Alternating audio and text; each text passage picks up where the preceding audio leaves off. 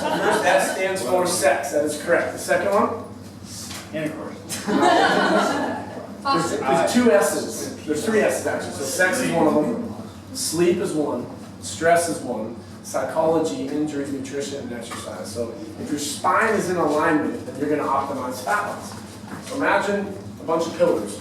You have 7 things that are going to hold up to optimize what your goals are for fat loss. Most of us, as Americans, we're 75% overweight.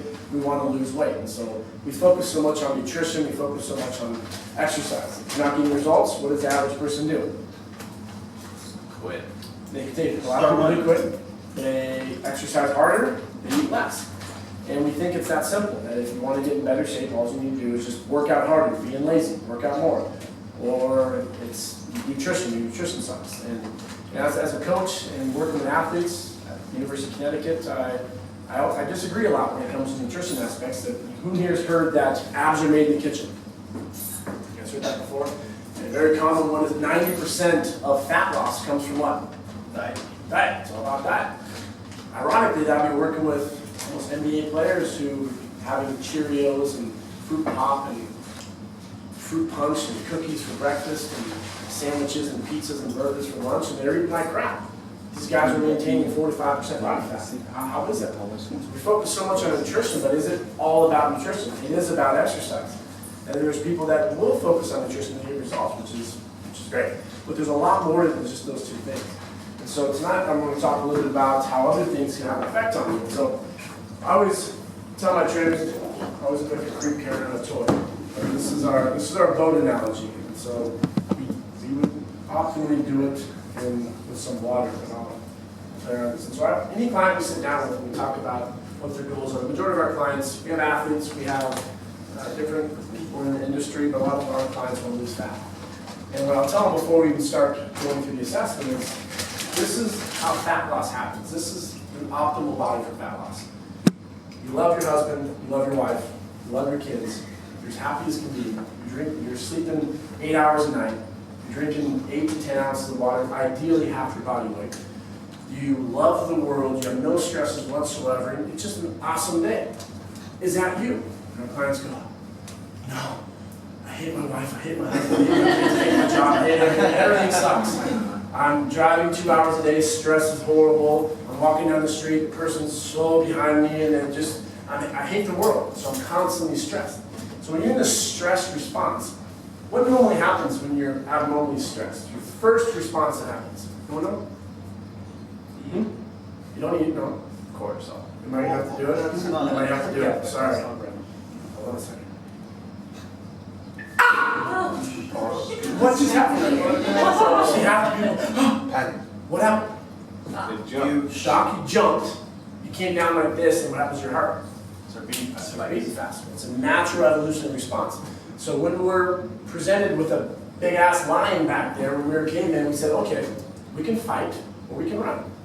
For those of us that were smart, we would run, trip the person next to us, and we'd be all right.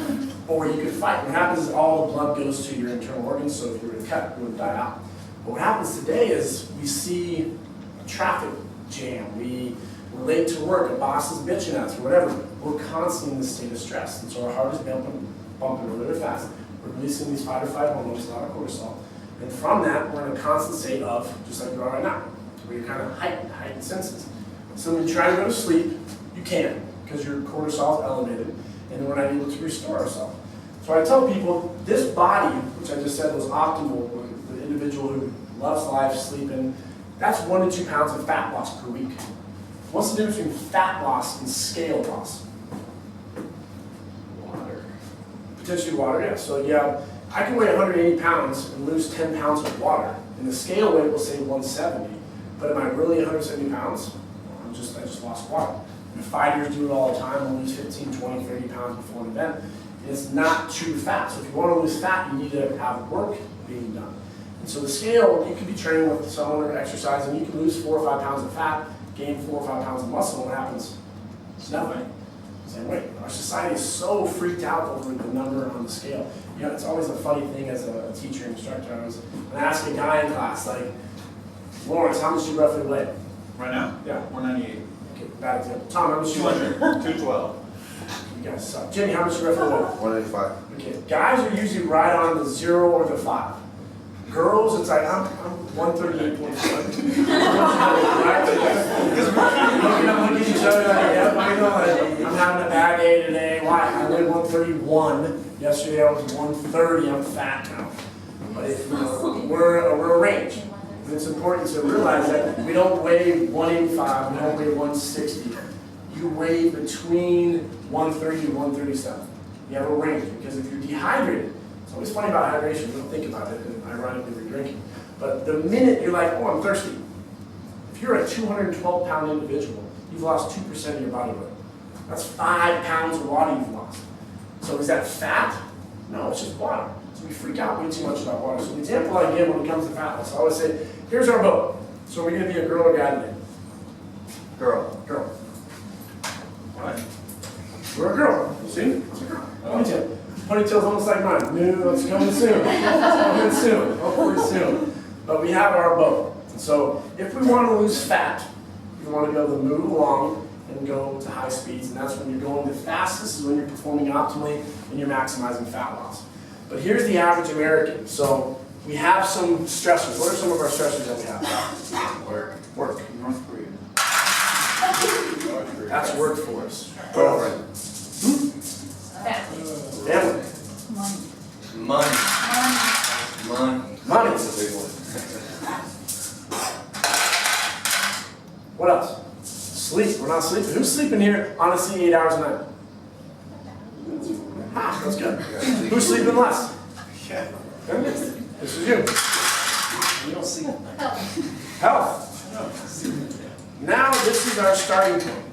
What happens when you slam down the gas in this boat? Crap.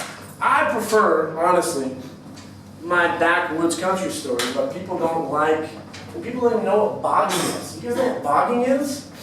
No one knows what bogging is. I prefer this is the boat analogy I use. Bogging is, you go in the backwoods and you go four-wheel. You got all this mud and you meet a bunch of country boys with guns in the back, and when you get stuck, natural thing to put a four-wheel drive, try to get out of it, but when you can't get out of it, what happens when you slam down the gas?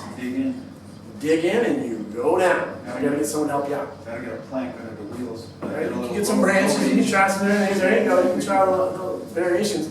But as Americans, we're constantly stressed out, and we're trying to improve, try to get to fat loss by going harder and faster. So what do we need to do? We need to address our spine. It's not just about exercising harder, eating better, it's about everything. Working on our stress relievers. What are some good stress relievers? Yoga. Yoga. Another S, everyone's favorite. Sex is a great stress reliever. You got, as I talk about in my book, you got to be humping at least 3 times a week. Right? You're in trouble. So that's just one of the things that helps. Find something where you can release tension. Whether if there's some good studies that we're looking at, just listening to birds on audio tape 30 minutes a day dramatically decreases the amount of cortisol in your body. Listening to birds, walking more, going to the beach, right here at Santa Monica. Basketball, that helps you, but you're not too good, so that might be more of a stress.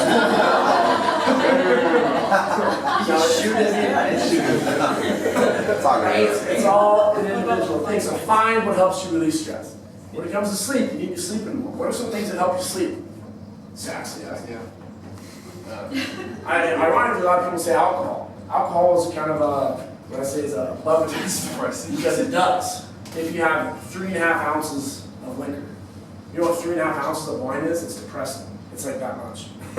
We don't do it. We have a glass of wine, that's a glass of wine. It's gone. The bottle's gone. So what happens is you actually get into a state of you have blood alcohol content, your brain cannot go into a deep state of sleep, so you can't get REM and you can't replenish everything. Does the heart rate go up though? Yeah, I feel like my heart rate goes up. Why is that though?